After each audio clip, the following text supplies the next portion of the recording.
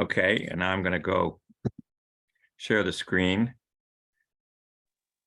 Okay, and what we're going to be, yeah, Steve, go ahead. I have a question for you regarding Cannon, and that is,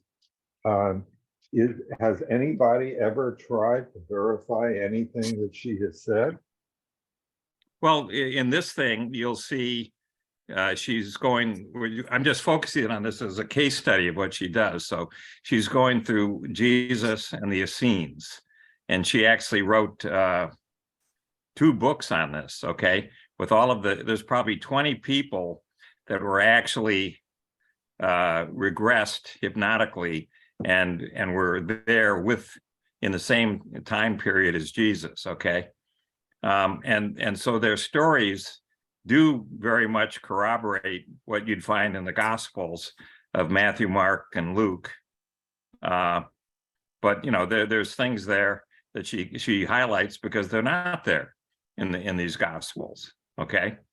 So, yeah, but Bart, any scientist would say, okay, before this next interaction where you're going to visit X, whatever it is, let's have a series of questions for this person that they otherwise wouldn't know the answer to, but we, through our historical investigations, do know the answer. Let's see if this person, can confirm this. Something along the lines of being able to corroborate things rather than things being imaginary. Yeah. I would say, I would say this, that the only things that we can point to for corroborating these things are the Gospels, in terms of, people that the Gospels were written by people that actually had firsthand knowledge of Jesus. But what they wrote down might have been only part of this story. There's a lot of evidence for that. And so she's never putting words into the mouth of any of these people. She simply, with the 20-odd people that she came across that she put this stuff together with, she's just asking them, well, how are you dressed and what do you see? And there's no leading questions. They're simply saying, I see this and I went from here to there and I saw this happen, these sorts of things. Well, the reason I ask my question the way I ask it is that, whenever you're in an arena that is off the beaten path, I don't care what the arena is, you do have people, in this case, people that study the paranormal, and that will have some mechanism whereby they are trying to evaluate things in a scientific way. And when there are situations where year after year after year, there is nobody that does anything whatsoever to evaluate things in a more scientific manner, that immediately makes me question what is going on, because I have to ask, why would someone not investigate something that is this no, I can tell you this, that she's because of this very deep hypnotic trance that she puts people in, she's trained people. So now there's literally hundreds of people scattered all over the world that can duplicate the hypnosis side of things, okay? And a number of them have in fact put out their YouTube videos and their books, corroborating or augmenting or whatever what she did, okay? Totally independently. She's no longer with us. She died in 2014. And the and the people that are doing this, she made this thing in some sense respectable by getting all of these people all around the world to follow and to try and duplicate what she did, which is the essence of any sort of scientific activity. I hate to tell you how many, major scientific experiments, are not duplicated by other people. Someone does whatever it is, and then that becomes known, and then years later, people discover that you missed something, and the experiment was flawed. There are lots of examples of that. So the key thing is to have independent corroboration, and she does it by having multiple people that are describing an event, but from different perspectives, and the other people are finding totally separate people that she never found that are corroborating what these same sorts of events. I mean, just as a different example, I was looking on the news, and there's an outfit in the UK that does what are called meta studies. So they looked at 21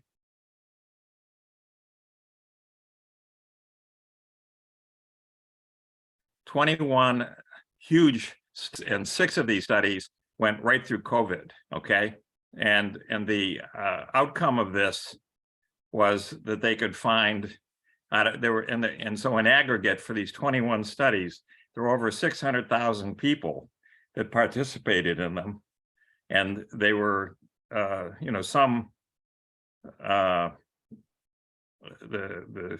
the outcome of the whole thing was they could find no evidence whatsoever statistically that masks mattered. They neither helped you nor hindered you in terms of things like getting COVID or not getting COVID.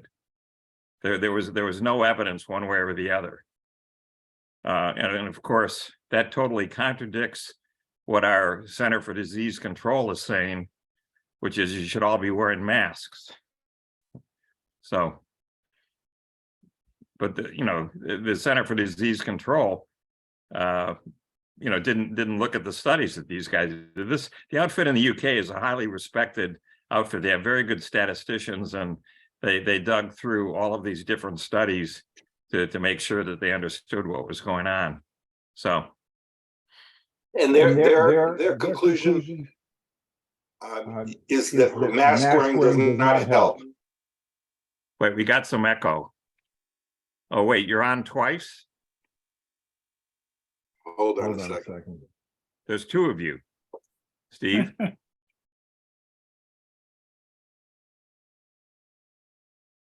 Okay. One is muted. Okay.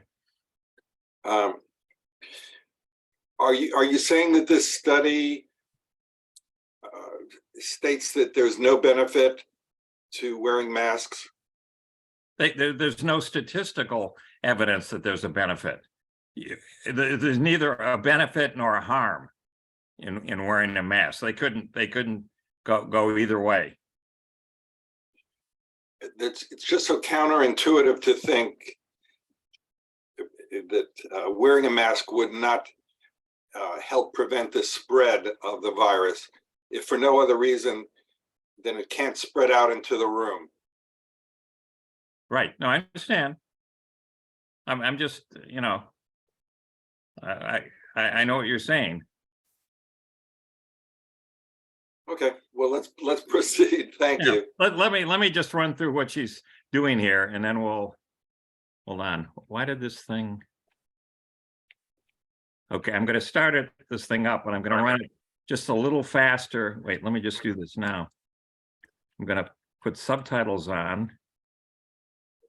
Hold on.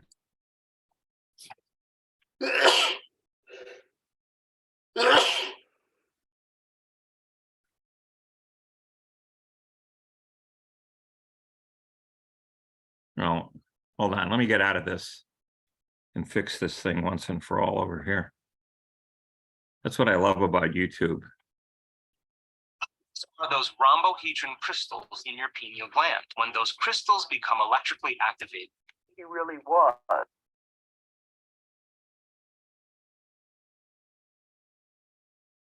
Hold on.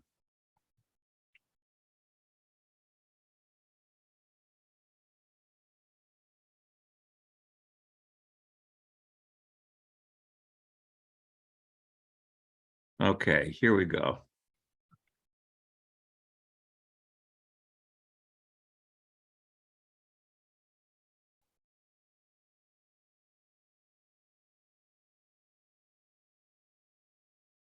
Now, why is this?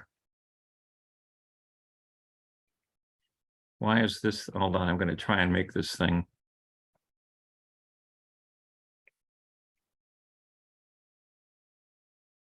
Okay, I'm just going to leave that there. Okay, here we go. I'm going to start it up. But tonight I was thinking, because it's so close to Christmas, I think I'm going to speak instead about my two books relating to Jesus and the missing parts in the life of Jesus. These books are Jesus and the Essenes, and they walk with Jesus. They have been out since the 90s. They were published in the 90s, first came out in England, and they are now published all over the world. They're in many, many languages, and they're considered classics. And people just love them. Everywhere I go all over the world, they want me to do lectures on these books. And they said they have become classics because they do deal with the missing parts of Jesus's life, the parts that are not in the Bible. Because I'm sure many of you out there realize that the Bible doesn't have all of the information, that it was changed, and there's a lot that has not come down to our time. And a lot of the stories that I came across in my work, I think are very beautiful. And they're stories of miracles, they're stories of things that were not in the Bible that I think should be there, because they show Jesus the way he really was as a human being. That part is not really focused on with the church. But as you know, my work comes through my hypnosis work with the hypnosis therapy and past life regression. So the information on Jesus and the Essenes first came through was about 20 years ago. And it was a young girl, only in her 20s, that just wanted to see if she had past lives. And when we started doing the regression, found out she had a wealth of material because she was an excellent somnambulistic subject. This is where the person goes into the deepest possible level, which is the level that I like to work at. And in the somnambulistic level, the person becomes the other personality totally. This life fades away, and if you were to mention something from this life, an object or a phrase or anything that we use now, if it was not available or not known in that time period that they are reliving, they won't even know what you're talking about. And this has been quite amusing to watch in many people when I get them into these time periods, and they won't even know some of the most common things that we're familiar with.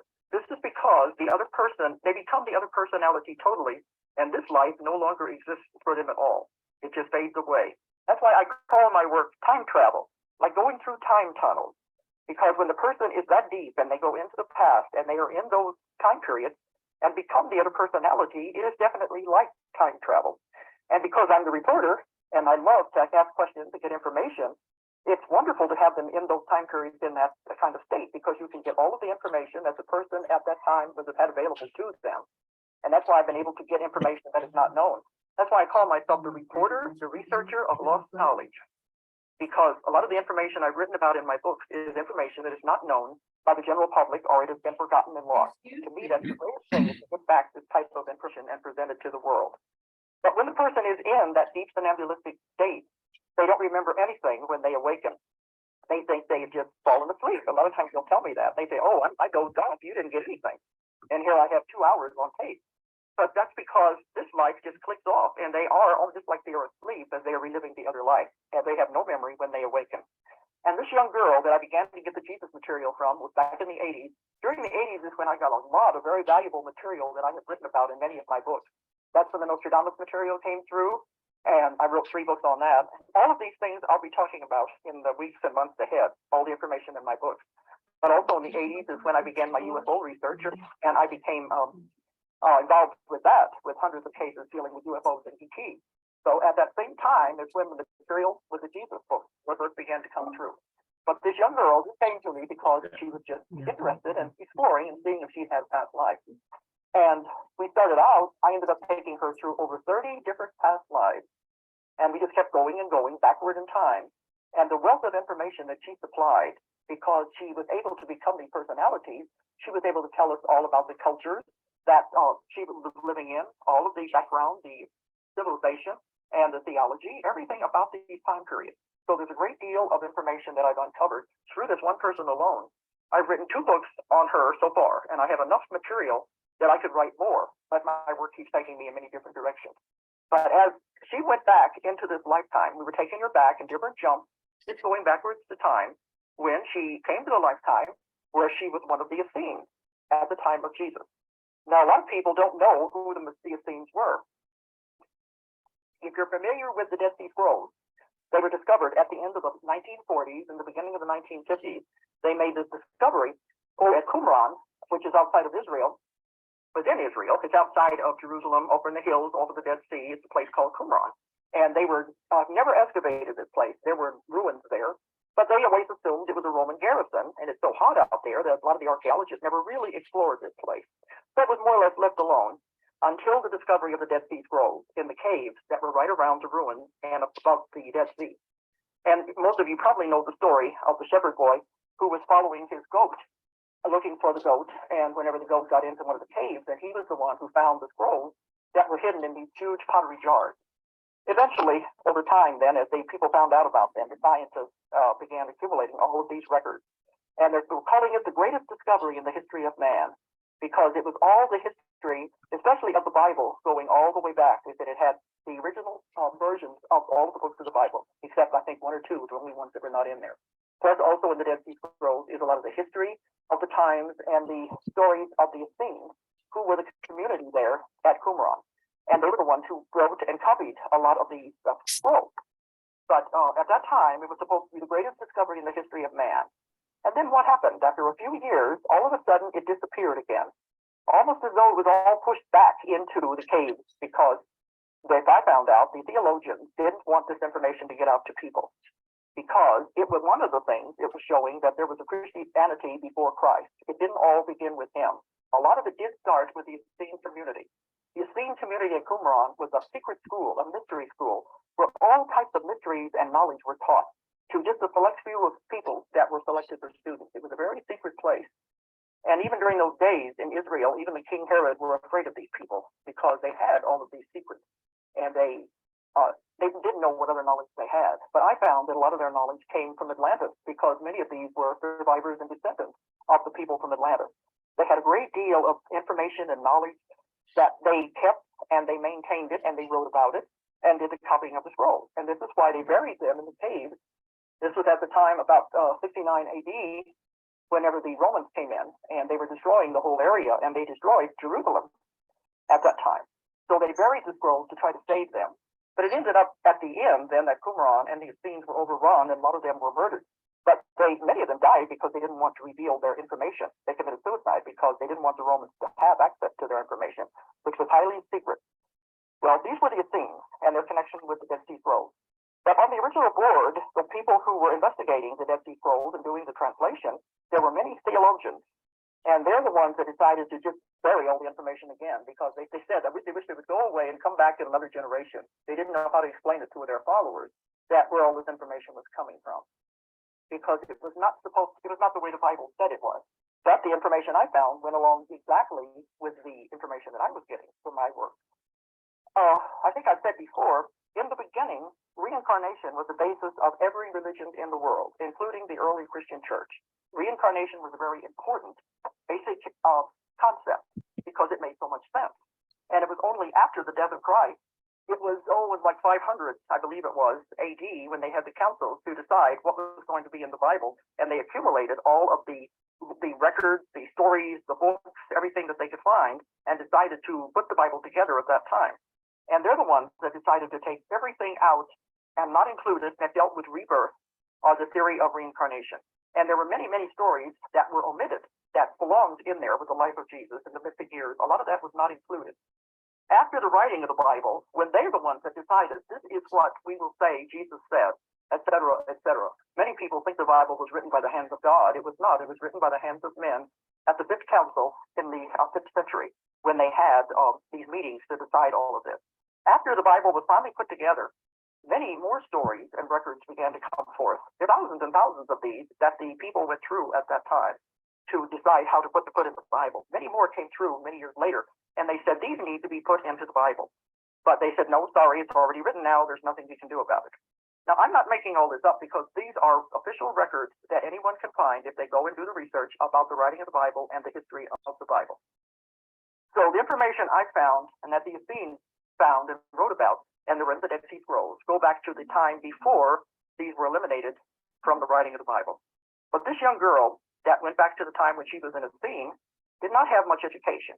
She was like in her 20s, and she had finished high school, and she went directly into the army just to learn an occupation. But she had never been out of this country. She didn't have a lot of higher education at all. So the information that came through her was astounding, because I don't think even an anthropologist would be able to come up with the type of things that she talked about and that I've included in the various books that I've written about her. When I had done all of my sessions and decided to write the book, Jesus of the Essenes, I went to rabbis to ask questions, because there was a great deal of cultural information. There was a lot of theological information, especially dealing with the Torah, which was the first 5 books of the Bible. And I wanted to get information on this. Of course, I couldn't tell the rabbis why I wanted the information, but I began asking them questions. And the one looked at me and he said, "Where are you getting this information? Because we haven't even spoken of these things in 2,000 years." So she had access to information that no one at this time knows. So that dispels the theory that they are taking it, making it up out of whole cloth, or they are taking it from my mind or her own mind, because this was lost information. And she even spoke in Aramaic when she was under 2 and was able to read Aramaic. So it dispels the theory that these are coming from somewhere else. This was lost information that has not been known in 2,000 years. But in the life that she went into, she was an Essene teacher, and she was a male teacher of the Torah. And this is the book of the law. I became very educated during this work, because I had no knowledge of Jewish book of the Torah or the law, any of that. I didn't have any knowledge of any of that. So a lot of the questions I asked when I was doing the book may seem naive to some people, but I didn't have any background. I said, whenever you're doing this kind of work, you never do the research while you're working on the project. After you get all of the information, then you do the research, because you can't be influenced by it that way. That's why I waited till I had it all ready, and the book was already pretty much written before I went to do the research to flesh it out. But she was an Essene teacher, a master of the Torah, which is the first 5 books of the Bible dealing with Jewish law. And the amazing thing was, she was at Qumran as a teacher during the time that Jesus and John the Baptist were students there. So she was a teacher of the law to Jesus and John the Baptist.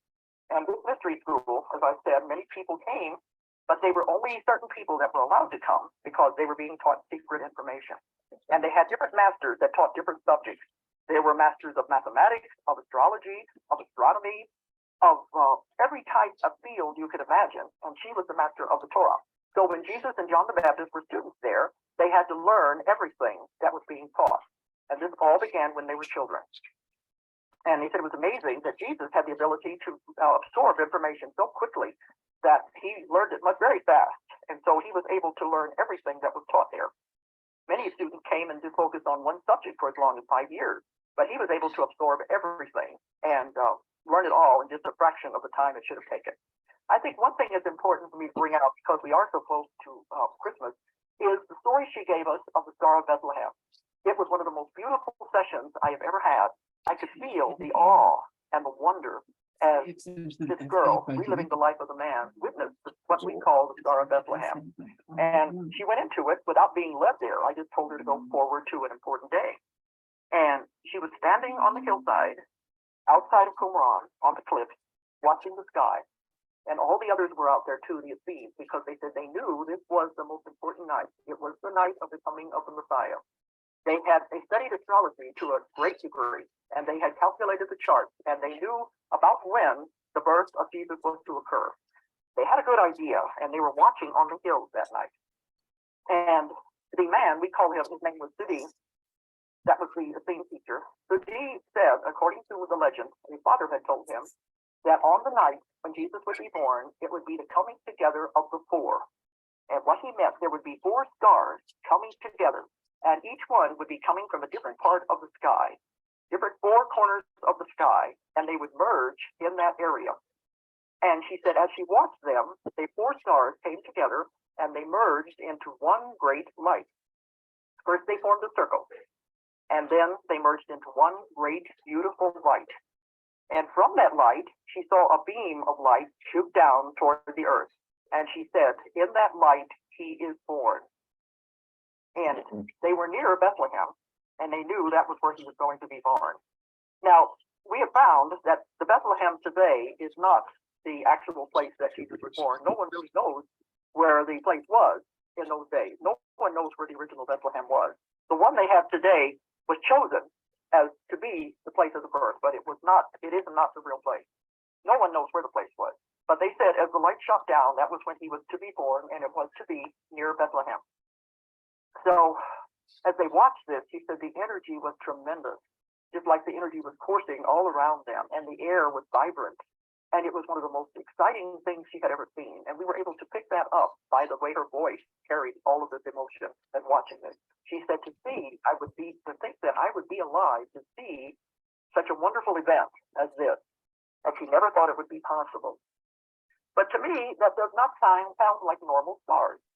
I think the people who wrote the Bible described it the best way they could, but it doesn't really sound like a normal star. She said the light remained in the sky and was visible during the day as well as night, and it could be seen everywhere. And there was a lot of talk at the time.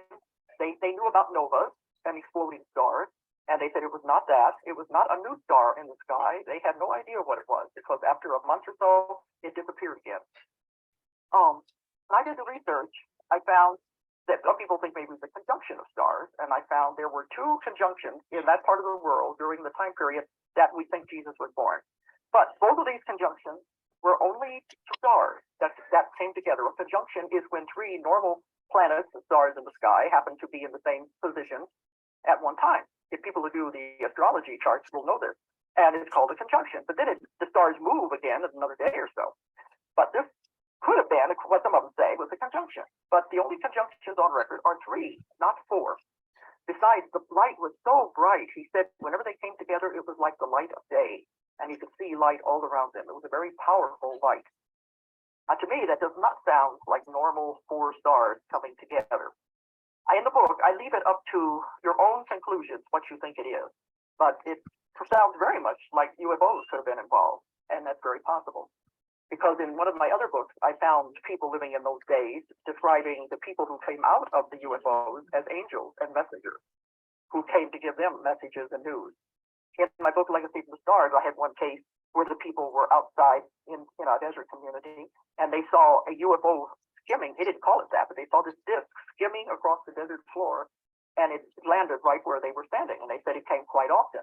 And when the beings would come out of the ship, they would be glowing white beings. And they came out on smaller discs, standing on smaller discs, so their feet would not touch the surface of the earth. They said they could not touch the surface of the earth. They skimmed across to them. And in that story, in Legacy from the Stars, they told the people of the Messiah was being born at that time. And it was quite a ways from where they were. So I've had many stories where UFOs and people that are inside the UFOs are treated as messengers and angels when I take people back into those Bible times.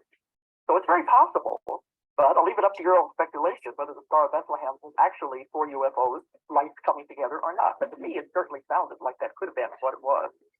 And when Jesus was a student at Qumran, they said there were spacecraft coming and going that had beings in them. They were very pleased with the Essenes because of the way they were preserving the knowledge that had come down for so long ago.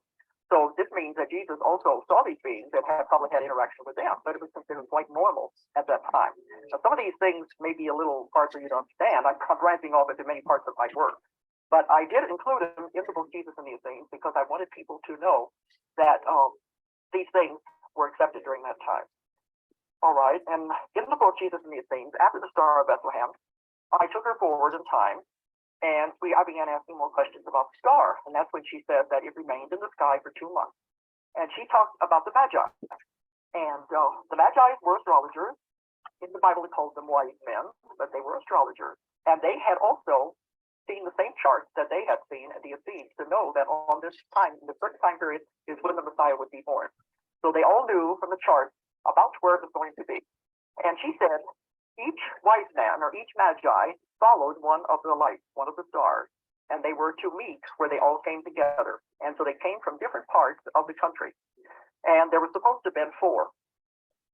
Down to us, there were only 3 wise men. She said there was supposed to have been 4, one of them that would follow each one of these stars. And this time of the year, we do hear the stories of the 4th wise man. There have been some stories on TV saying they think there might have been a 4th wise man. According to what Sudi was telling me at the time of the Essenes, they knew there was supposed to be a 4th one, and no one knew what happened to it because he didn't make it to the meeting point with the other 3 all gathered up there to decide what they were going to do from there. And the story of going to the palace looking for the new baby was true because they didn't know where else to go. All of that part is true, and the part about the killing of the babies. There are many parts that are true in the Bible, and then according to her, and then there were other stories that went off a different direction. But I think that's very fitting right now, as we're so close to Christmas, to tell what she said was the actual Star of Bethlehem, which still remains a mystery, even with her telling of it, and the 4 wise men that came looking for the baby. Now, when she was at Qumran, she did see the baby whenever Mary and Joseph came to flee. They were fleeing with the killing of the babies by Herod. And John the Baptist and Mary, and there's another story about Elizabeth and John the Baptist and Zechariah. At the beginning, when I started getting this information, I thought I would be able to find all of the verification in the Bible. I thought all I had to do was check the Bible. In my research, I would find all of my answers there. Well, that wasn't true. I didn't even find half of the answers there. I tried, but the things I found a whole lot more from my own work that filled in the gaps. There were just too many gaps in the whole story. There's another book that I found a lot more information that fills a lot of gaps. This book is called the Aquarian Gospel, which is a very old book. The Aquarian Gospel filled in a lot of the parts that I thought could have been in the Bible. But when they were going to Egypt, they had to flee to get away from the soldiers that were looking for all the babies. Because of the census, they had an idea what children were born and pretty much where to find them. So Mary and Joseph took the baby and were fleeing. Well, where else are they going to go? Joseph and Mary were Essenes, and they were taught at Qumran. They went to the school there. So naturally, when it came time to flee, they came and stopped at Qumran on their way to Egypt. And it was at that time that Sidi was able to see the baby for the first time. And he said it was not like any normal baby that he had ever seen. He said it didn't cry. It was very quiet. And he said he had the most beautiful eyes. He said as though the eyes could see beyond the world. And he was so impressed by seeing this young baby Jesus. But he didn't know that after they went to Egypt and came back, that he was going to be the teacher of Jesus. So this happened whenever they brought the children back, and John the Baptist joined them. They were just young boys at that time, and Sidi was teaching both of them. And he said it was quite amazing, because this is another thing people don't realize. Jesus was red-haired with blue eyes. And John the Baptist was fiery red hair with blue eyes. It's not exactly the picture that we have had of them all along. But people say, how could that be? They're all dark in that part of the world. Well, as I asked these questions, I found out that around Nazareth, where Jesus grew up, there were a lot of blonde people and a lot of red-haired people during that time period when they were living there. The dark skin color and the hair color didn't come in for many, many generations later, when they had the intermarriage between those from the south of Africa, when they moved up that way and began to intermarry. Then the dark colors became predominant. But even today, in that part of the world, there are many throwbacks that are blonde, and red hairs are not uncommon. And the people know where it comes from because it was so common so many years ago. So this is another amazing thing about their appearance. But Sidi said that they were both red-haired, but that John the Baptist was fiery red hair, and it fit his personality because he was much more outgoing and demonstrative than his cousin Jesus. And he said Jesus was quiet, and he'd look at you, he said, with these eyes, and you knew he knew so much. And he said in one of the sessions, he said, how can I teach someone who knows more than I do? He said, because he would bring up a principle of law that he was supposed to be teaching them. And he said, Jesus could interpret it in a way that he had never heard of before, a way that was much more fair than what the laws had taught them.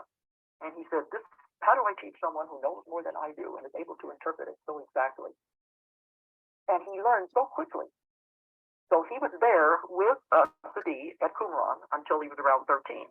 When by that time he had finished all of the studies and he had learned everything that the Essenes could teach them.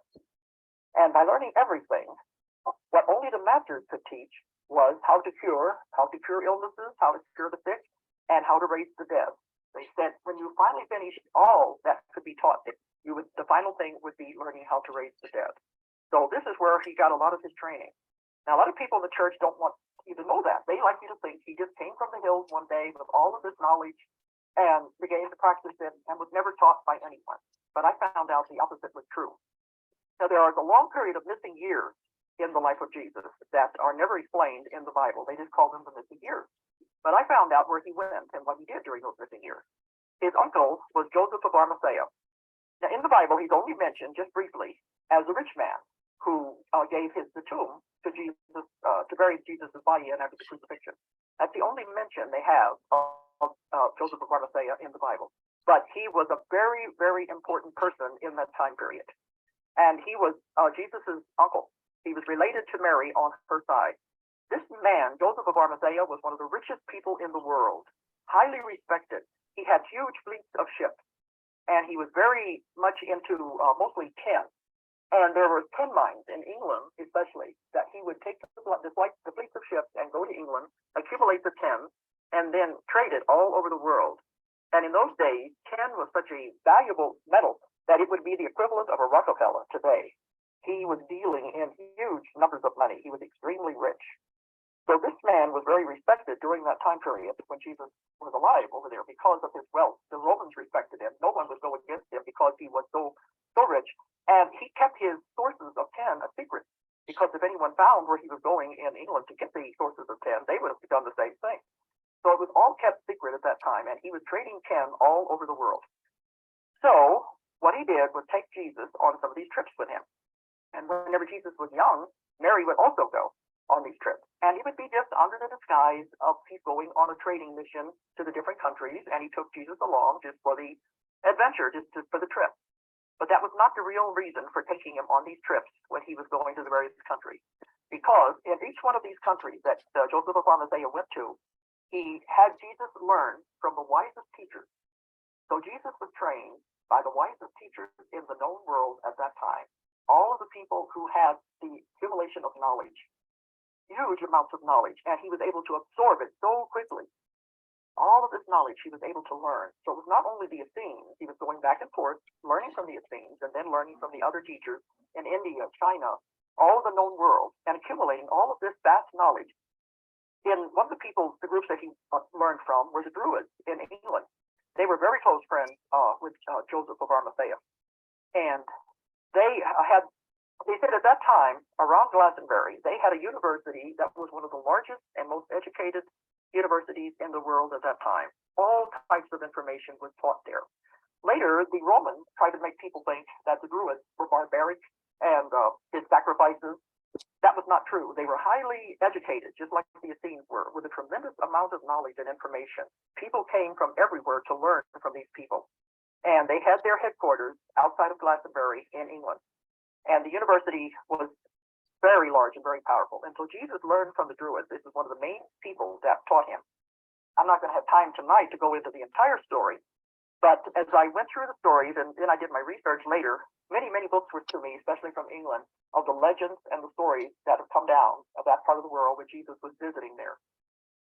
And I found that that is where the first church in the world was established, at Glastonbury.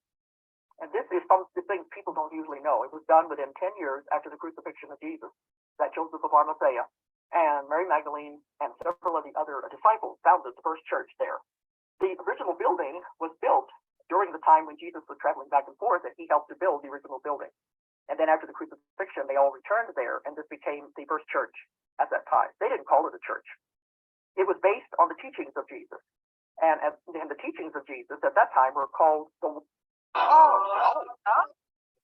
Discover the Ozempic Zone. Ask your healthcare provider about Ozempic. way. And they were not supposed to ever have anyone over anyone. It was not supposed to be one supreme leader over anything. The meetings that Jesus held, which were supposed to be the way we were supposed to be doing it, were just similar to people meeting in each other's houses and sitting and listening and discussing. And different people at different times were allowed to talk and to show what they have learned. And this way, no one person would ever be in charge. It was always back and forth, people giving lectures, people giving demonstrations about meditation, about healing. And this was the way the church, if you want to call it that, was supposed to be. He didn't want it to be a structured system. He wanted it to be the sharing of information, knowledge, and he was teaching people how to cure, how to heal, how to meditate, and how to use their mind. This was what was supposed to be the law. He never wanted to be worshipped. That was not the idea. It was never intended. He just wanted to pass on to everyone what he had learned. But this was what happened at Glastonbury, was one of the places that Jesus learned from. But then when he would go back to Qumran, Sudi would see him, and he would tell us the different progress that the young man was making. All of this is in the book Jesus and the Essenes. And after a certain length of time, after going back and forth, one time he came back, he was almost 20, and Sudi was talking to him. And he said Jesus was beginning to put together his philosophy. And he said, it's like no philosophy I've ever heard, because the rabbis and the Jewish at that time, their philosophy was one of fear, and that God was a condemning God, and it was all based on fear. But he said Jesus was coming up with his own philosophy of love, that if there was love, there would be no evil in the world, there would be no violence, if everyone could understand his concept of love. That was the basis that he said, I've never heard anyone speak like this. This was what he was basing it on. And he said Jesus told him that everywhere he went in the world, from all the teachers he was studying with, all of the teachers seemed to be, I guess the word we would use now is holier than thou. They looked down on the students, the people they were trying to teach, using big words and big terminology that was difficult for the student to understand. So Jesus told Sadi that now that I'm going to be teaching, he said, I will use a method that the people will understand. I will speak to the people directly in a way they can understand to get the information. Because in that time period, only the boys were educated. The girls didn't have to be. The only thing they were taught was just, housekeeping and how to be a mother. They didn't need to know anything else than that. But the boys had to be taught mathematics and the Torah and how to read and write. And they figured that was all that they needed, which is the laws and the reading and writing and mathematics. They didn't have to learn anything else. If they wanted to learn anything else, then they had to go somewhere else to learn. This is where Qumran and the Essenes came in. They couldn't be taught anything anywhere else. So at that time, a lot of people couldn't read or write. It's another pleasing point I want to bring up before I forget it too, is that with the way women were treated in that time period, Jesus had more women followers than he had men, because women could understand the metaphysical, the intuitive things he was trying to teach. This is something the church has never wanted people to know. And he also had women disciples, because Mary Magdalene was one of his disciples. She was actually an Egyptian. She had studied in Egypt and had great knowledge of healing, of metaphysical things. Jesus liked to be with her because he could speak to her one-on-one and she could understand what he was talking about. And they would have long communication. Of course, the disciples didn't like this, and many of the disciples were jealous of her, especially Peter. And they didn't like it that Jesus spent so much time with her. But she could understand these concepts much more than the other ones could. So anyway, to backtrack, in that time period, most people couldn't read or write. So Jesus said, I will speak to them in a way they can understand. I will use nature. I will use things in nature that they can associate with. And this is when he came up with the concept of the parable, of relating teaching to nature so that the people would be able to understand the stories he was trying to tell. And that's what Sudi said, this is something that has never been done before. But he said, I want them to understand. I don't want it to be over their head. And that's when he came up with the idea of the parables. And in the book, Jesus and the Essenes, there are many parables that are not in the Bible.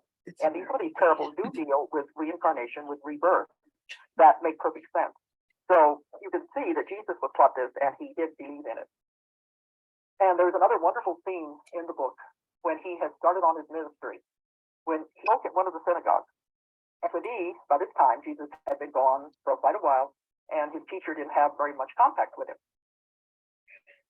During the time they were teaching, he only had the two students, which was Jesus and John the Baptist. But this was when he had gone off and he was beginning to do his ministry, and stories were coming back about the miracles he was performing. Well, this one night, outside of Nazareth, Jesus was speaking in the synagogue, and the old teacher went and was standing at the back of the synagogue to hear him speak. And he didn't let him know he was there. But he said, normally, anyone can speak in synagogue, but most of the time there's arguments going on and much discussion and loud voices. But he said when Jesus would get up to speak, his voice was so beautiful that everyone was quiet. They all were still so they could listen to him. And there was never a speaker like him. So this I think shows us the real Jesus. I also found that he was lonely because there were many people in his time that couldn't relate to what he was seeing. So he did feel like he was a person out of time, a person who didn't belong in that time period. In the book, They Walked with Jesus, we went even further, and we went with him on his ministry. I had two women at that time who went to lives where they were with him on his ministry, and they accompanied him as he went into the village of the lepers and was healing people. And he taught all of them how to heal. He said, everything I can do, you can do, and more. He said, everyone has a healing center in the palm of their hand. And he drew an imaginary circle in the palm of his hand to show what he meant. And they say when he would heal people, they would see lights come out of his hand and heal the person. So this goes along with some of the metaphysical training many people are getting now, where they're laying on of hands and they feel energy come from their palms of their hands. It's just going along with what Jesus was teaching his followers at that time. And he did not heal everyone he came in contact with. That's another thing the churches don't make clear. Because he could look at the person and he could see if maybe it was their karma to have the disease or the illness or whatever it was they had wrong with them. If it was their karma, he couldn't do anything to take it away. He was bound by the laws of reincarnation and karma just like anyone else.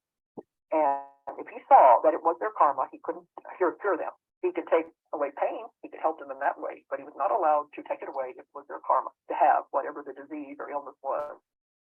And there are many beautiful stories in those two books about the healings he did and the teachings that he did. But now I'm coming to that time again where it's time to stop.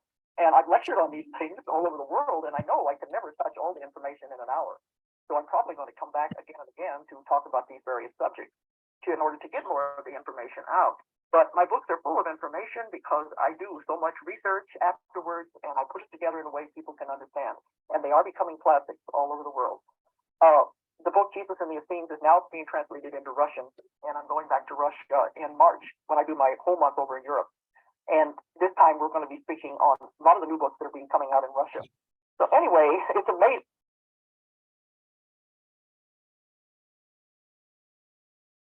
Okay, so what she was covering there, there are several things. One was I've actually gone through the two books she wrote, and the one thing was that Jesus, the story is that there was a census that took place, and Mary and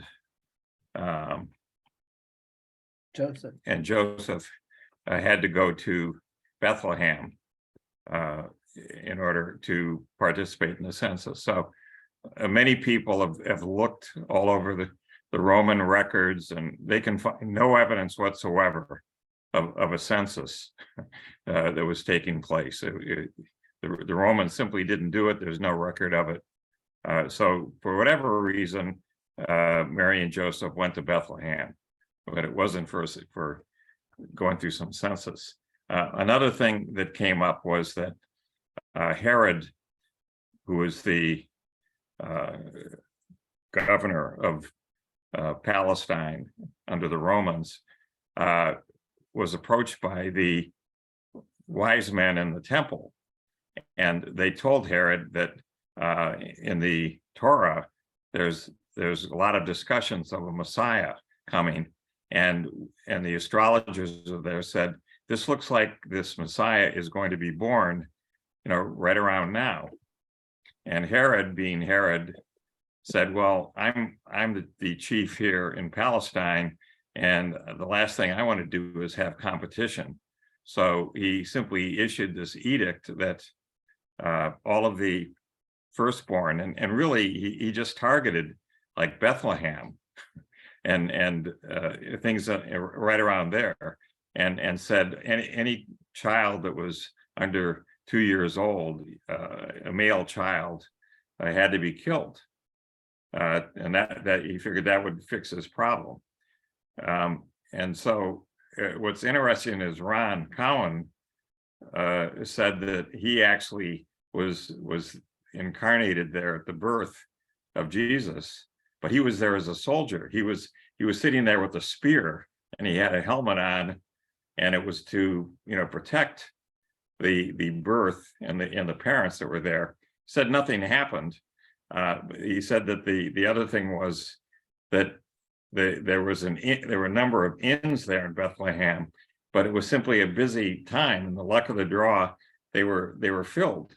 So they apparently just went to a cave, which was used as kind of a barn for animals, and that was where he was born.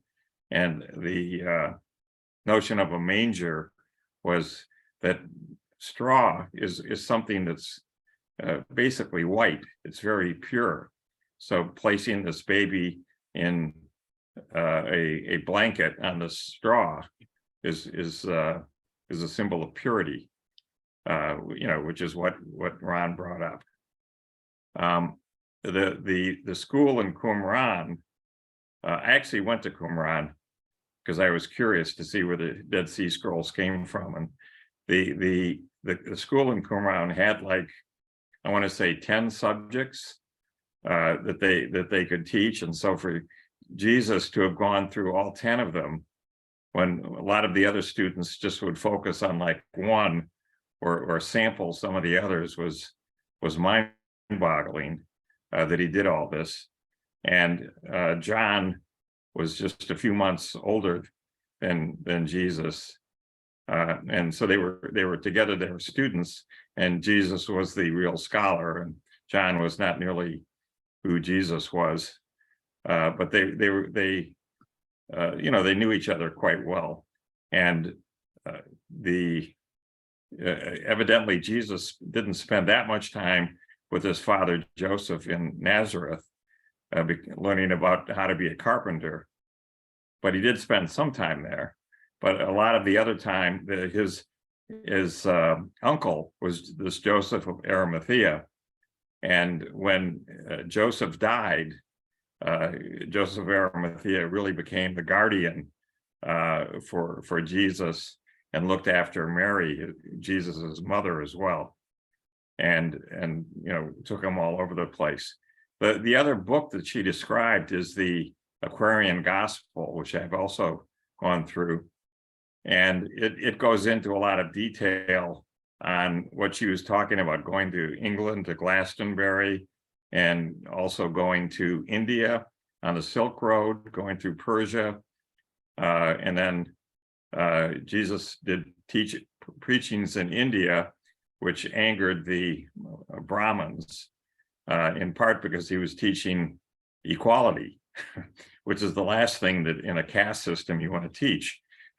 And the people like this, they said, "Hey, great, everybody's equal," which is not what the Brahmins wanted you to hear.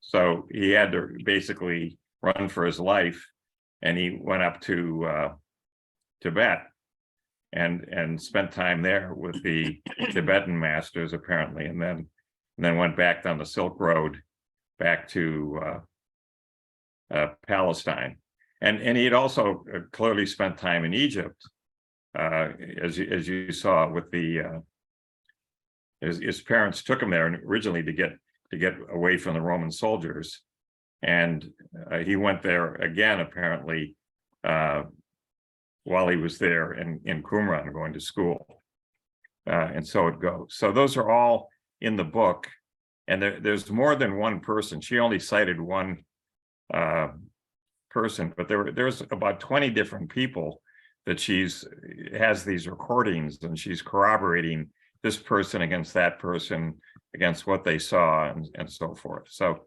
that was that was what she was trying to cover. So now I'm going to go to the second one of these things. Can I just? Yeah, Marjorie, go ahead, Steve.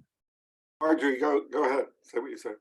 Oh, okay. Well, I just wanted to share that this is the Nag Hammadi Library. It's going to be backwards here. That is the translation that was kind of suppressed, for quite some time. And then it was finally translated and published. And Jung was one of the sponsors of this effort. He contributed a great deal, and he's listed as a contributor. But he gave a lot of money, and he wasn't listed as a contributor. I thought he was. No, he gave the money. Yeah. And these are all the scholars that did the translations and wrote. Well, that's what I meant okay. as financial contributor. Right. I thought he also played some role in the translation, but apparently not. And I didn't have Not in here, but he might have been something else. Yeah, but it was hugely important to him. because it was such a verification of his notion of the collective unconscious and the archetypes. And the whole, notion of the precession of the equinox, and that the great ages are regular cycles. And I just wanted to say, from my background in astrology, some of what Dolores said was incorrect. I believe that part of what was being observed was a regular cyclical conjunction between Saturn and Jupiter, who were father and son. And that's covered in the the Hamlet's Mill, Right. where they talk about that cycle. It makes a geometric pattern as it goes around over the eons. It happens 3 times in a row. That's what they mean by triple conjunction. It was those 2 planets. There may have been other lights, and I have no idea what they could have been, but I believe one part of it was the coming together, which is a regular cycle between Saturn and Jupiter, which is said to be the minute hand indicating the precession of the equinox. And that is usually an indicator of a new avatar for that age, which is how I would interpret Jesus. I would say he was an embodiment, he was an avatar of the age of Pisces, and that was the shift going on at that time. We were coming out of the age of Aries and into this age of universal love. But I think I think Jesus felt that he was just helping Judaism develop to the next level. I don't think he meant to supplant Judaism with a new religion. As Dolores said, he called it the way. But I think for him, it was a different kind of applied Essene Judaism, which was a sect. It wasn't just like the Sufis are an Islamic sect. They're not something other than Muslim. That's what they are. But they're Muslim mystics who are different from the mainstream Muslims. And it's very clear that Jesus knew Kabbalah inside and out, that he was a very, very developed Kabbalist.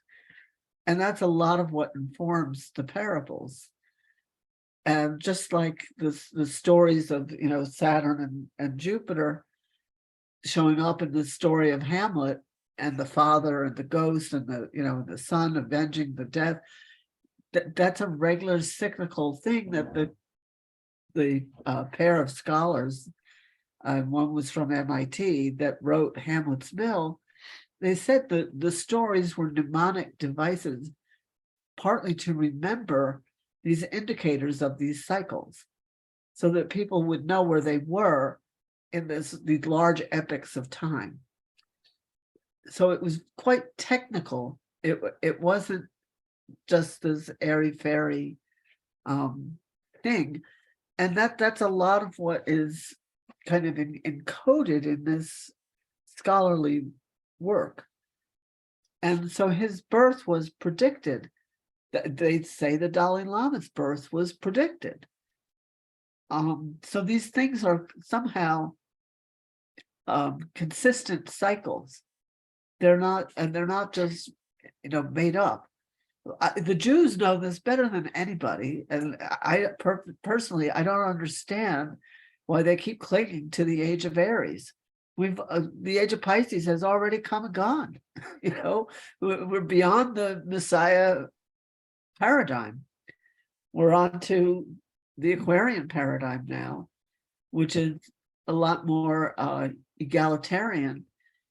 And I think rather than a human avatar of the age of Aquarius, the internet and that technology is the equivalent of a personification of the Aquarian principle. It's an embodiment of it, but it's very important. It's changing now, of course, but originally there was no hierarchy. Every node was equal, and that was a lot like, you know, the concept of Indira's net of the universe. And it was an incredible equalizer, and that was part of the point, and that's part of what the Age of Aquarius is about, is this notion of democracy was one of the real emergent themes of the Age of Aquarius, which we saw in the West, for the most part, in the American Revolution and the French Revolution.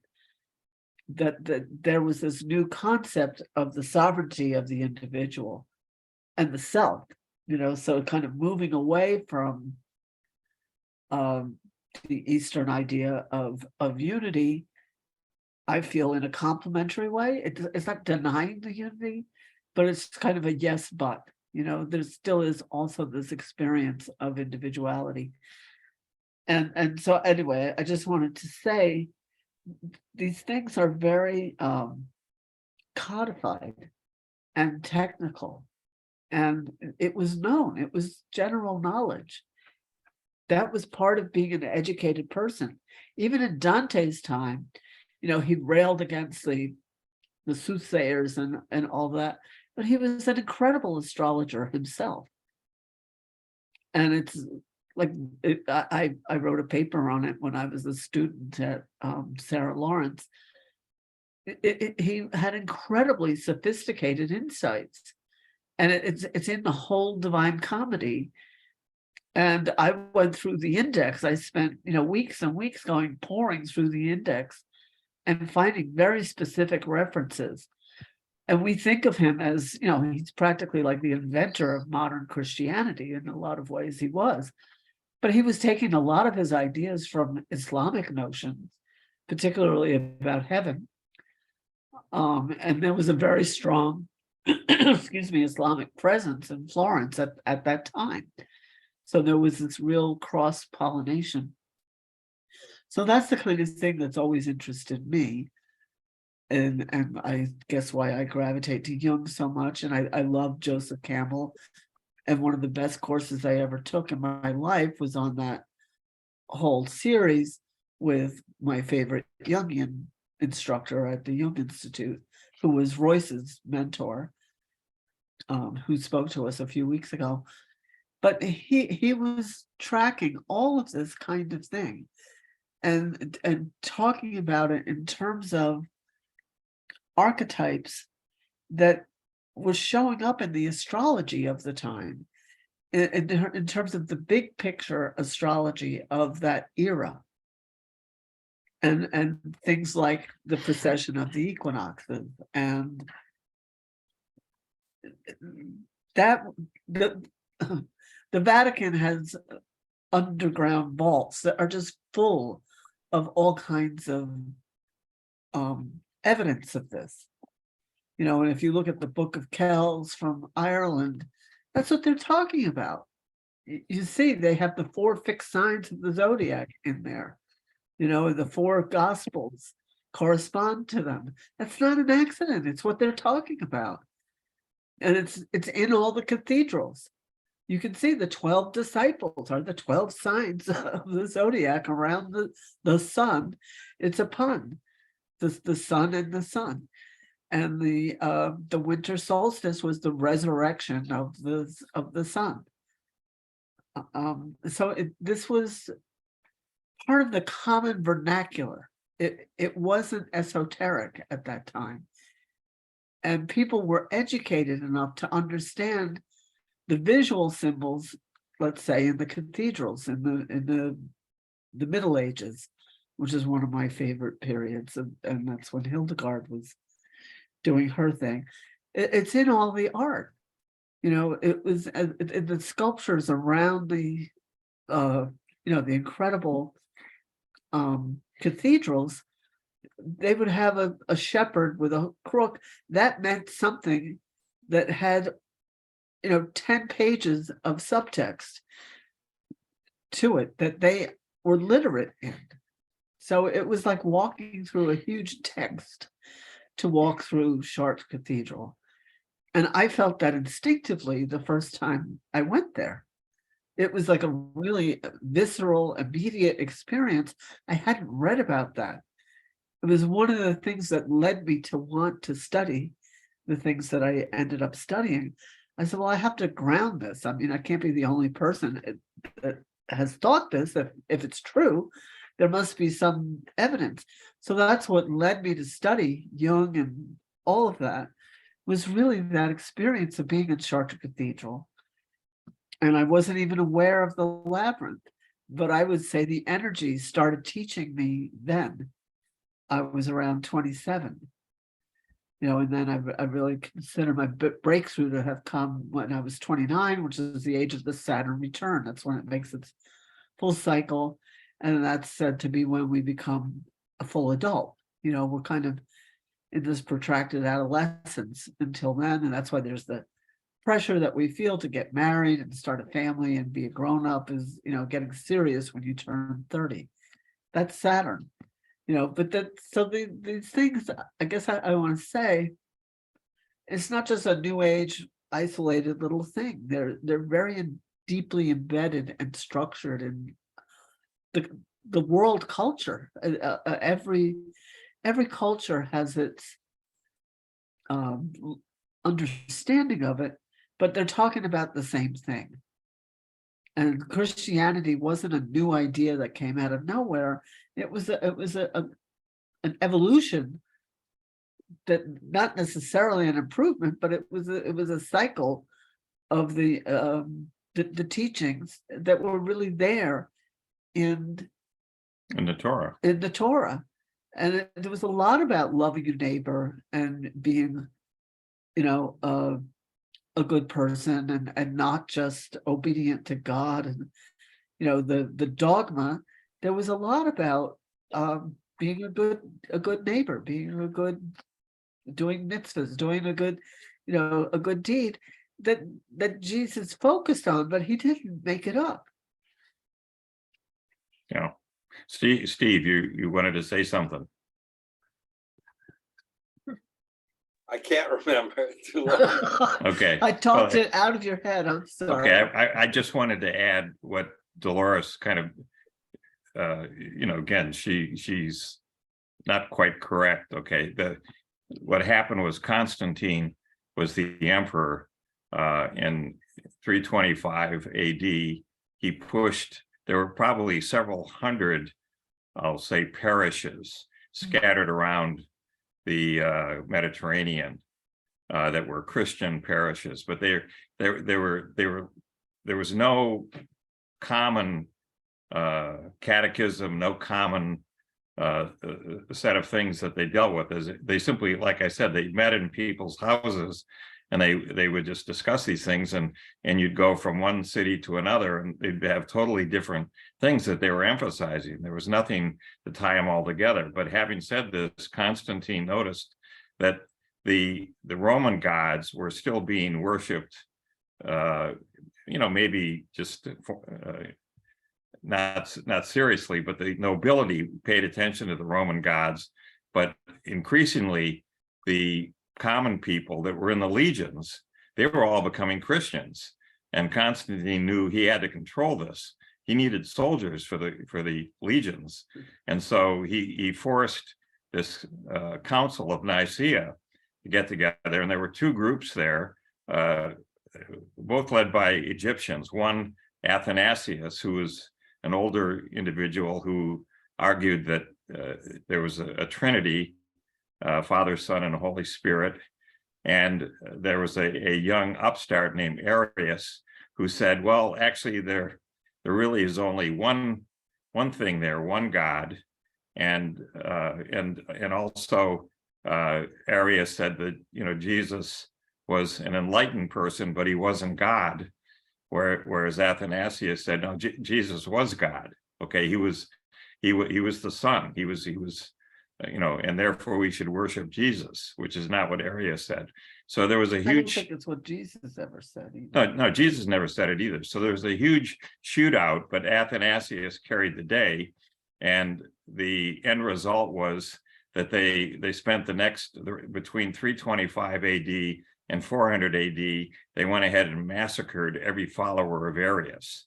So you'll see a little footnote in the literature called the Arian heresy. Okay, that was how the church ended up dealing with this, was they just did everybody in. In the same time period, the church went out and they started to just destroy all the Roman temples that were out there. And we touched on this briefly. There was this Mithridates, and several competing, very popular religions there in the Roman Empire. So they destroyed everything there. And in 394 AD, they went were into also very Piscean. Like Jesus. They were, I would say, perfectly legitimate expressions of the archetype. Right, absolutely. And in 394, this Christian zealot led a whole mob into the library in Alexandria and torched, literally everything in sight. Who knows what was there? But there was, thousands, tens of thousands of scrolls there, all of which got turned into firewood, and that was what the Catholic Church did. Okay, then among other things, there were these 12 bishops. And I believe Jesus was really trying to warn people about this. Right. He didn't want this to happen at all. Anathema of what he was trying to talk about. And so what happened was that there grew up a set of bishops, which then some of them got promoted to become archbishops. So there were 12 archbishops there in the church. One was in Rome, and the other 11 were basically over in the eastern end of the Mediterranean in different cities. And they would collectively govern things. And then they got into a gigantic fight where the Archbishop of Rome said, well, I think I should run things. And he went ahead and excommunicated the other 11 archbishops. So the other 11 archbishops reciprocated the favor by excommunicating the Archbishop of Rome. So we ended up with the church in Rome having this Archbishop of Rome, who's also called Pope, and creating this other hierarchy called cardinals, which wasn't there ever. And then in the East, you had this Eastern, much flatter. So all these archbishops and bishops, and there's a patriarch in Constantinople, but it's nothing at all like, being Pope in Rome.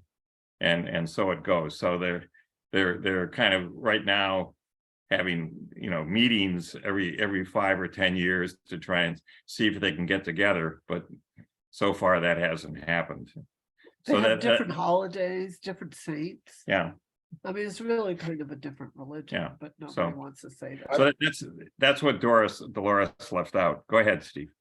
So Marjorie, you said something that caught my ear as sounding something like IndiraNet. I couldn't quite catch what you said and what that is. Internet. Indira's net. Indra's net. Isn't that it? Is that it? Do you know? Probably. You said that as something that I'd never heard of before, and I don't have any idea what it is. It's a Hindu concept. I'm pretty sure I said it wrong. It's Indra, Indra. And it's a concept of the universe, really. But it shows it's like a perfect illustration of the internet, of these there's no central hub, but there's all these nets with these intersections, and each intersection has a drop of dew in it, in the images, that reflects everything around it, in kind of like those Escher pictures where he has this globe, that And so it's this wonderful view of like multiple dimensions, or, you know, a lot of things like that. And that each one is a kind of what's the word, hologram thing, that each one includes everything. all the totality.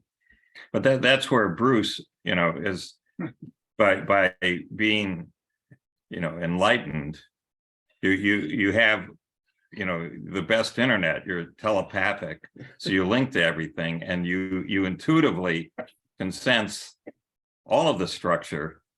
You know, it beats the internet 8 ways. Well, they say the Or- internet or- is a prosthesis Yeah. for what we used to be psychic and when we will be again. What would as a you say, species. Bruce? I'm putting words in your mouth. Well, one of the perspectives that I have, like one of the connections that I've been blessed with is I've been able to connect to some really advanced minds, people who've meditated and have considerable realization, and they live in an entirely different world, and they have an understanding of the unfoldment and realization of mankind that nobody just has no idea about at all. So what happens is that the perspective changes dramatically. So you have an understanding of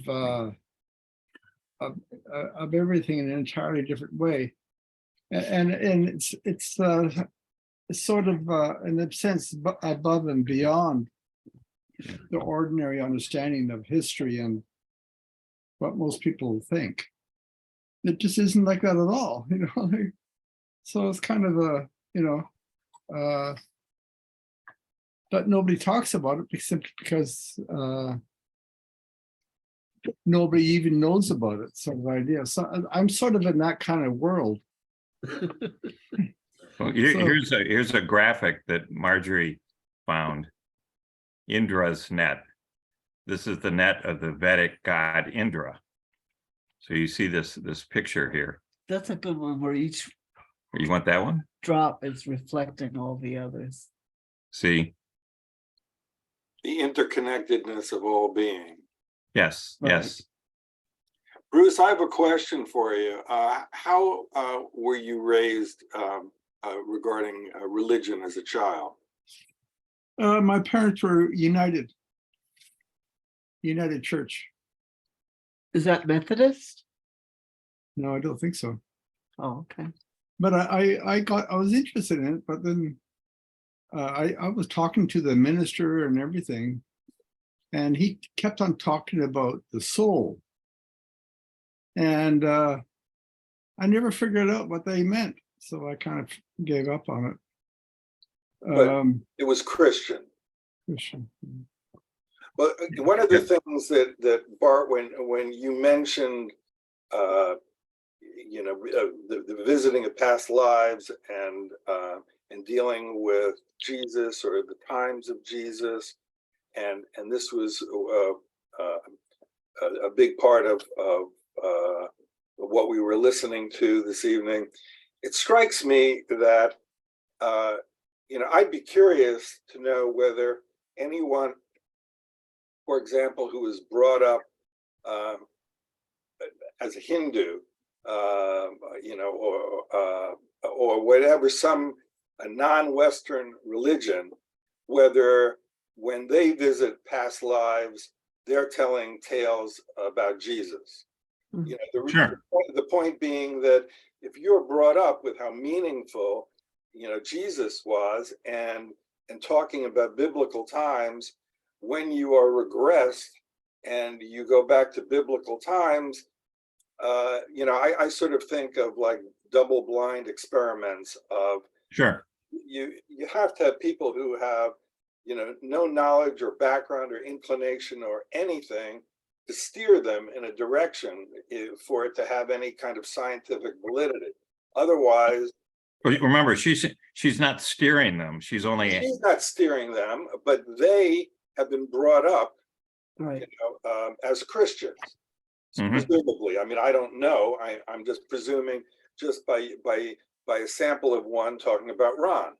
Okay, you Mhm. bring up Ron in the same context that she was talking about, Sure. and I asked the question. If I had gotten the answer that they were brought up as, as Hindus, that wouldn't lend itself to, what I'm postulating here, is that I think that people, if they're brought up as Christian, and now, even though she's not steering them, or she doesn't believe she's steering them, either way,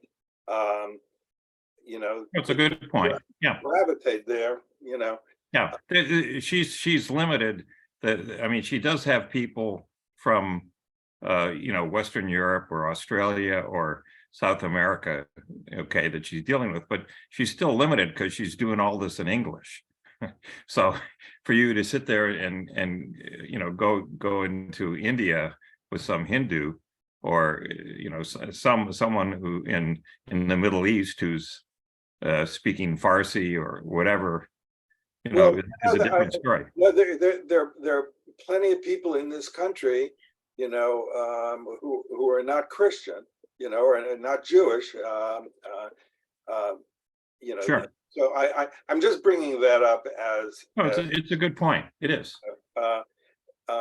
and I was kind of raised in a Skinner box myself. Right. Right.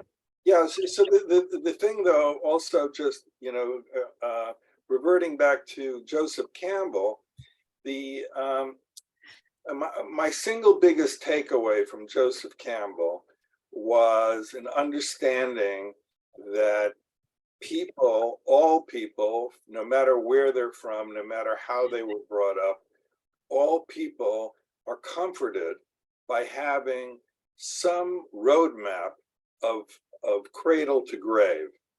And all of the major religions provide that.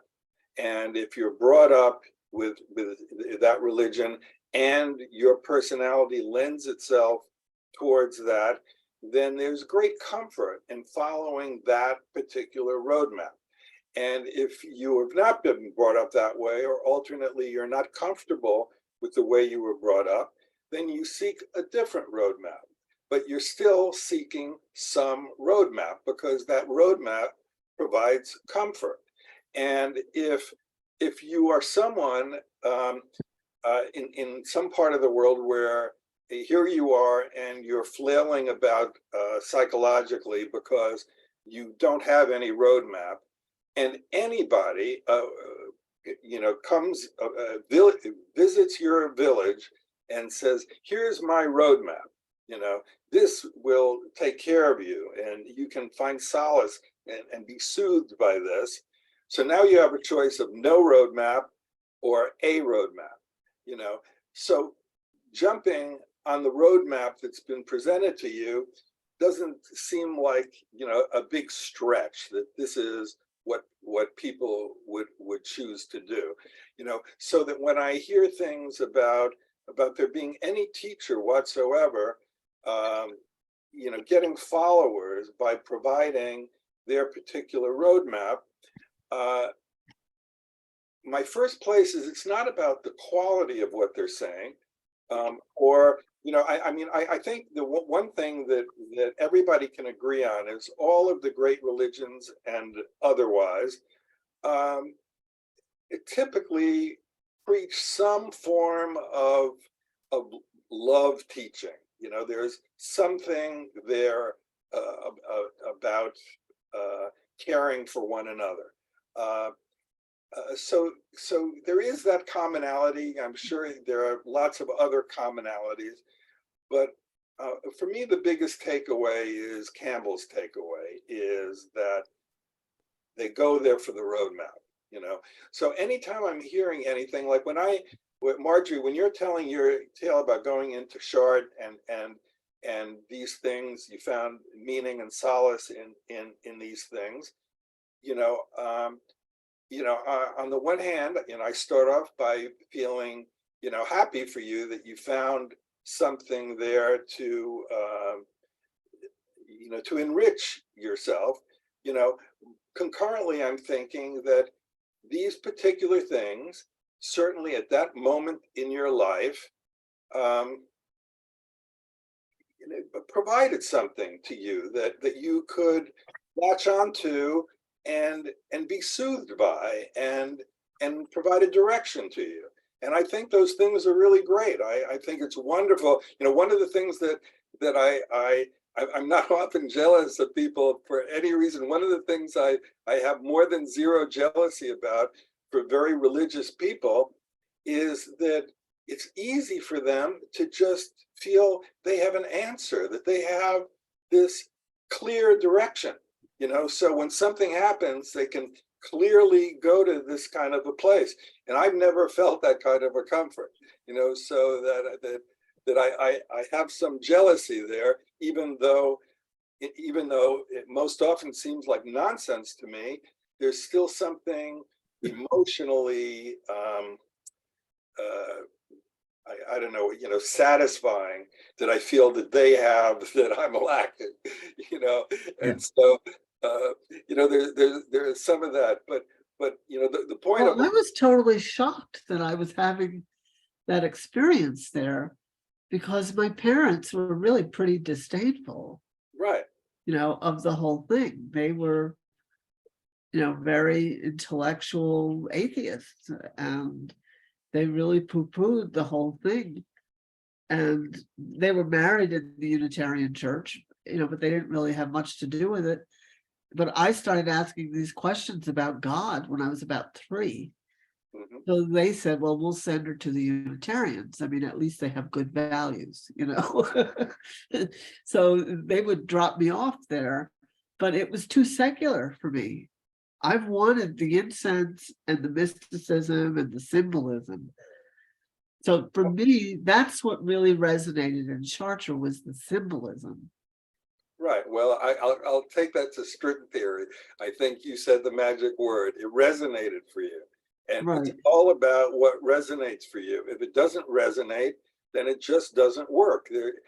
Nothing works without resonance, period. But I felt totally left out because I didn't understand what the symbols represented at all, because I didn't know the stories, I've learned them kind of third hand, really more. The only class I ever took on the Bible was a series of classes at the Jung Institute. That's not exactly Bible study, and it's a very certain kind of point of view about it. In one class I took, I had a lot of clergy in it, but they had to, swear that they weren't going to start preaching, or that they were going to listen to it from a Jungian perspective and not a religious perspective. And they really worked hard to honor that in the class. And I was very glad to be included there as a student, because I had no background in it at all. So I was pretty quiet, but I didn't know anything about astrology at the time when I went to Chartres.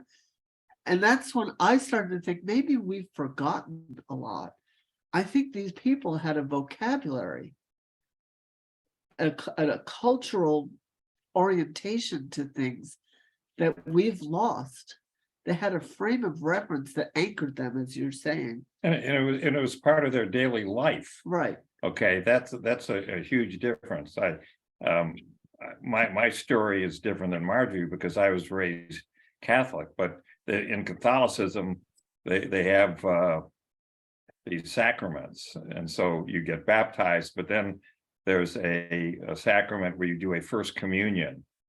And I was 7 years old, and I went off to my grandparents' house in the Pennsylvania coal fields for 6 weeks, and then had, it was a big family get together, and it was a Slovak, an Eastern Rite church where we had this incredible polyphonic music and incense like you wouldn't believe, and robes, and How old at the time? 7. Okay, And those and then gilt and icon then you had a wooden wall okay, with these panels in it that showed pictures of saints or angels or cherubim flying around. And then there was some brass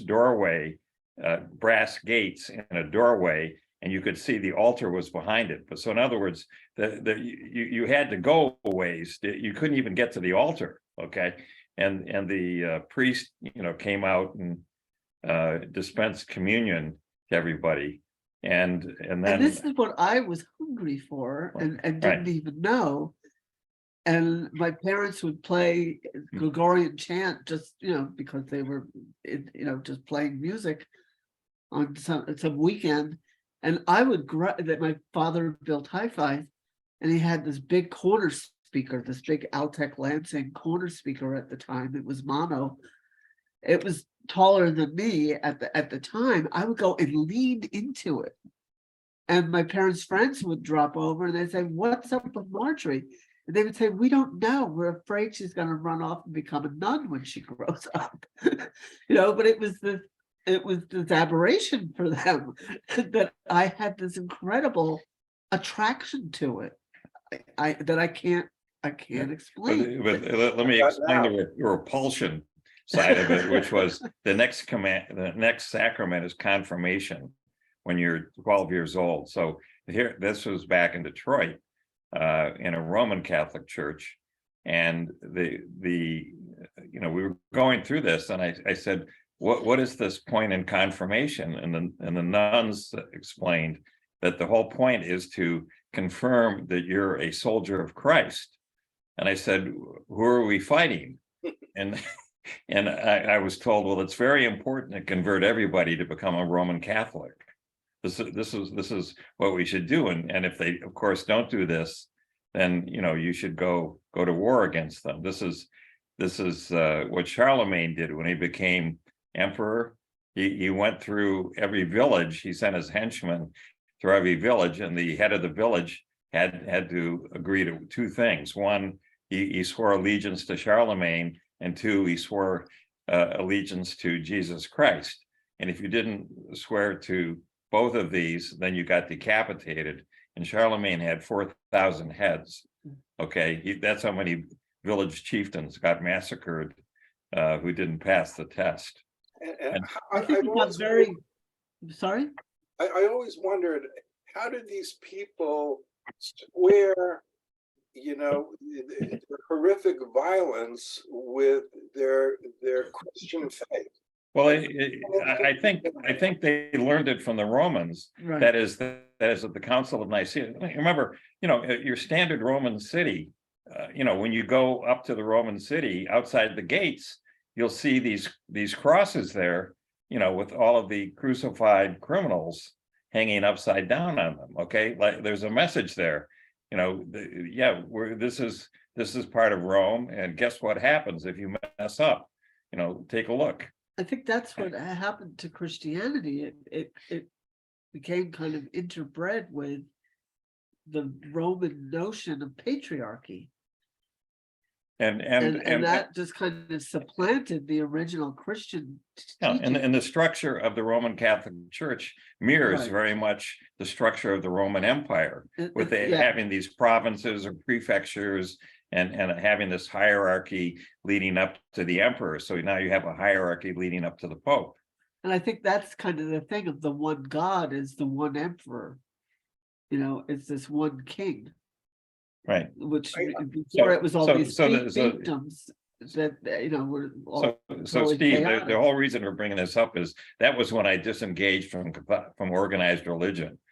You didn't want to be a soldier? Yeah, I said, I'm out of here. I could see on the one hand the Gospels and the epistles of Paul, and preaching, love, faith, hope, and love, but the greatest of these is love. But then to go through this with these nuns and I mean, I said, there's something that doesn't compute here. I just don't get it. And there was a huge amount of fear, okay, that you had mortal sin, you had venial sin, and there's hell and there's purgatory and on, and none of that is in the Gospels, is in the Bible. And it there's was no all, hell. it was all to create a notion of fear, which is the greatest emotion, to grab people's attention, and then And how can we manipulate them. embellish it? Okay, just to keep the perspective, I have another, which is the path of meditation, where you actually see with your own mind what's really, really there. And it's a path of where you have insight, where you find out, for example, fear and all that are all illusions. They have no reality whatsoever. And Right. it's sort of, so it's like it's a different unfoldment of reality. Yeah, the notion of evil, okay, that you can Yeah, it think doesn't of exist. these energies or Yeah. vibrations, and they can resonate together, or they can resonate out of sync, and that could lead to things that you might interpret as evil or anger or all Yeah. these other things. But it's just an issue of getting the energy back into sync, so that there really is only one reality there, and it's based on love and compassion. Right. Well, the thing is that in terms of Buddhist meditation and realization of your own mind, is that those actuals are all illusory. And there's another understanding of the mind that you find out about. One of the perspectives of Buddhism, which makes it really isn't a religion, is that it's considered like a boat that gets you across the river. And then once you get on the other side of the river, you leave the boat behind. Yeah, you don't need the boat anymore. You don't need the boat anymore, and you live by your own realizations. It's a whole different perspective. It's not kind of like a belief system where, X, Y, Z. It's like you see with your own mind what's going on. Right. Anyway, that's my alternative. Sure. Well, Bruce, what you said about like the fear, they made an acronym for FEAR, being false evidence appearing real. Fear. Yeah. Yeah, but in a sense, when you have the realization, the mind is already transcendent of that. The mind doesn't even go there because it doesn't consider it as real at all. That's kind of one of the nice things about meditating a lot. You have that kind of understanding of reality. And so like you say, oh yeah, okay. Well, Right. You go on to being more loving and compassion automatically rather than even going there. So it's more like that. Yeah. It seems to me another big difference is the experience of time, the understanding of time, and it being less linear. And I think that's a real mistake in our Western thinking. And that's actually something I have trouble with the idea of past lives, because I just don't know that it's past, present, and future, that's real. There could be I don't know. There could be other dimensions. There could be parallel lives, or it's all a big bowl of spaghetti, like that Vonnegut story. Have you seen the movie I mentioned to you, Everything Everywhere All at Once, yet? No, but exactly that sounds. That's what it's all about. That's what Okay. the whole thing is about. That sounds perfect. I'd like to see it. Thank you for bringing it up again. Well, there is a level of insight where time is all known. Like there's a deeper level of realization where the past, present, and future. Like the mind has that understanding. So that kind of changes everything. So you have a different understanding of time. Right. Time isn't quite as it appears. Right. As we're taught it, and I think that's a very cultural thing. That, like, say, the Hopi have a completely different concept of time, and the Tibetans, and different. Australian Aborigines. Right. Their paintings are showing that they get, it's like Carillion photography, where you can actually read the license plate of a car that's already driven away. But it's like the after image is still there. And I think that's what they're painting, and they're painting. That's how I sort of rocked it when I saw it. And we went to the same show years ago. When was it? At the UN, they had a wonderful show of Australian Aboriginal Right. artwork. And when was that, in the 80s or Yeah. the 90s I'm or trying something? to- yeah, But we something like realized that. we both went there and had a similar like epiphanies about it. But they have a completely different way of seeing reality and time and space. And Well, I mean, you have to look at the fact that, for example, when you find out that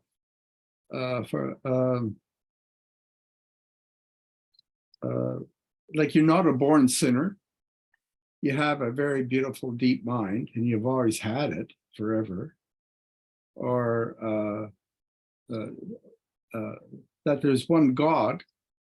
Well, there is no God.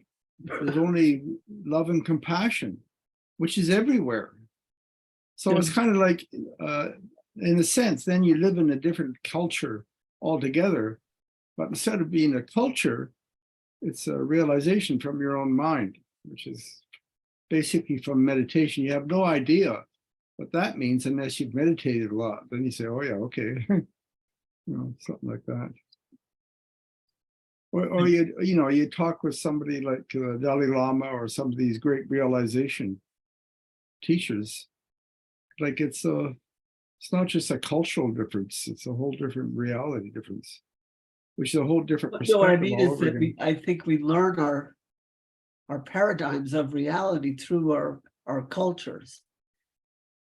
That Yeah, but you find out they're all Yeah. illusions. realize how programmed that is. Was Yeah. what I was saying. They're like habits of the mind. Right.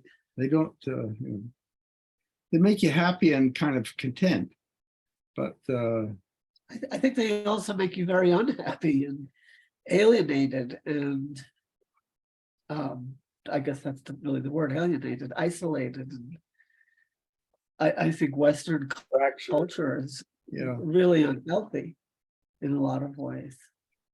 Yeah, but that's not the reality. When you get inside the deeper levels of love and compassion, there's union everywhere. You're actually not, it's not that you're not separate. It's Right. that you come to a realization that everyone has the love reality that you have. That's quite different understanding, but it's very obvious when you get there. So it's kind of, to start with, it's not even a culture. It's like, it's a boat that you left behind somewhere. Right. Marjorie, are you still attracted to all that ritual stuff? No, Not in the same way. ritual is one of the transcend that you transcend. There's what they call stream entry. Stream entry is where the ritual and the belief in a substantial self simply automatically disappear. It's like a level of realization that happens or you attain. And then there's another level and another. There's 4 levels altogether. But stream entry, where you where rule and ritual you can't have no meaning anymore. Have you found that, Marjorie? I would say so. I would say it was a fascination. It wasn't a belief for me. And as I said, I always, for me, it was always a kind of abstract intellectual thing. It wasn't, I never, and I envy, as you said, I envy the people who can have a real emotional connection with Mary, with this mother figure. I think it's really beautiful. And a lot of those people are very gentle, and kind and accepting in their whole way of being. It's very real. It's not just a construct. For me, it's more of an idea that I find attractive or appealing, but I could never really believe it as literally true, the way these people can. And so part of me is kind of always a step removed and seeing it from outside and kind of looking at it clinically or something. But another part of me, as you said, envies it. But I think there's a level of experience that can be very real at the same time. So I kind of think I've gotten to a more transcendent relationship with the symbolism, that I see it as rich in its own right. It's not just a sign like A equals B. It's an experience in its own right of a different kind of reality. So that's like, if I went into Chartres Cathedral now, I would have a very real visceral experience. I would feel really uplifted, but I wouldn't be thinking about it as Jesus and Mary. Intellectually, I would be thinking about, oh, look at these archetypes. They have a life of their own. That it's so beautiful, it's so rich. But I would also be having, to me, it's like a reflex chamber, like a pyramid, like they say about the construction of a pyramid affects the energy. I think there's something like that in them. Well, what one of the things that happens, I'm not as good as this, a lot of people, but you have the natural insight of being able to look at somebody else's mind, even though if it's only for a brief moment or two. And what I see is that everyone has resources that they don't really know about, and they're manifesting. It's like it's a whole different understanding of the mind. It's a whole different reality altogether, and people are just kind of bopping along. They have no idea about it, but it's actually in their own mind. It's a whole different understanding. This is one of the advantages of meditating a lot. Mind you, it's very hard at the beginning, I have to admit, but anyway. Sure. I find that a lot when I'm doing law. Then I just go into it with a question. Well, it seems like there ought to be some statute about this. And I just kind of fumble around and I find myself entering the stream where I'm being guided. Yeah. And I just keep taking another step and another step into this dark that I have no idea where it's going. But eventually I'll find But you see, that I'm part, being guided, but I don't know how or why. But, It's some circuit that gets activated. That's why we put this class together. Right. But but on the other hand, the reason that's happening is because part of your mind actually does know. Right, exactly. And I mean, know that intellectually because it's uncanny, But it's not, you see, like it's a reality that everyone has in their mind. Right. It's a layer that we could access if we knew how to do it. And I do think, it is partly that I have meditated a lot. Yeah. And Julia Cameron in The Artist's Way, she says when you practice any discipline, it could be just playing the piano, you're entering into a stream like that once you start to learn, let's say, how to read music, it starts to come to you. And I would say that's a layer of the collective unconscious. That's my way of understanding it. Oh. But that it exists apart from our awareness of it, and we tap into it or not. But it has its own objective existence. In sports, this is what I found is you get into this zone when you're playing basketball, and basketball can be like a ballet with all of these things. You get in, or you get into playing tennis. And you're you running get into across this the court zone. before you know why, and Yeah. then there's the ball, you know. Yeah. Mhm. It wasn't even being thrown at the time that you started to run there. When you talked about discipline, it made me think of this observation I had many years ago when I heard about this. It was talking about recidivism. There's a very high rate of people getting out of jail and going back in. And they did a study. They found that these people who had adopted Islam while in jail, rather than having a very high rate of recidivism, they had a very, very low rate. Mhm. And the conclusion was there was something about becoming Muslim that, that cured them of this misbehavior. And it struck me that that was entirely false, that it had absolutely nothing to do with the Muslim religion and had everything to do with gaining a discipline that they never had before.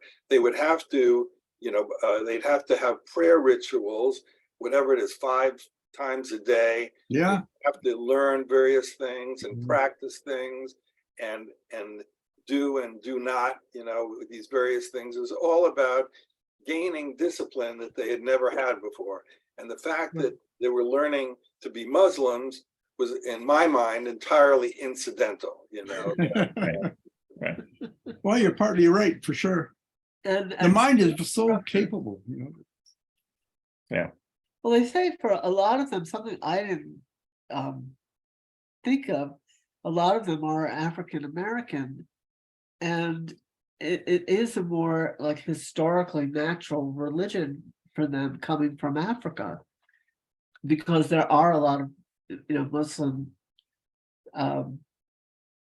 people present historically in Africa, that it's more indigenous, let's say, than Christianity. I don't Well, know. let me say this. I don't think it has anything to do with anything like that. I think, like Bart mentioned, basketball. I think if they learn discipline through basketball, or learn discipline through music, or learn discipline through being in the army, or any way that they would learn discipline, that would, be the most curative element in terms of the recidivism component. More than any particular item. It was just learning, having a capacity to be disciplined. I think that's the big component. Sure. No, I think that's this is that I always felt that was an example of misinterpreting, the what you actually observed. Yeah. Well, discipline has a very deep dimension of the mind, and it'll manifest as being the way it's capable of doing, depending on your life. But the kind of amazing determination of the mind is a very deep quality of the mind that everyone has, and it manifests in every way it possibly can. Right. Well, the root of the word discipline is disciple. Right. I think it's the reverse. Anyway. Okay, let's wrap it up for tonight, and we'll reconvene next week. All right. Okay, have a good weekend. Thank you for being Okay. a guinea pig. Thank you. Bye. Bye.